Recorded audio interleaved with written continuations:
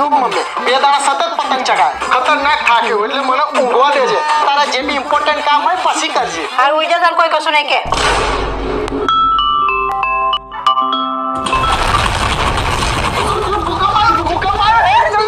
ભૂકંપ નહીં, washing machine અવાજ સેજ બગડી છે. કોને સેજ કહેવાય? હમણાં તારા કુળદીપક નો કોક થઈ ગયો તો શરમ નહીં આવતી? આ નવું લાવવાનું કરો. અરે ભાઈ ઉભરેથી અરે મમ્મી ક્રોમાનો રિપબ્લિક ડે સેલ ચાલે છે.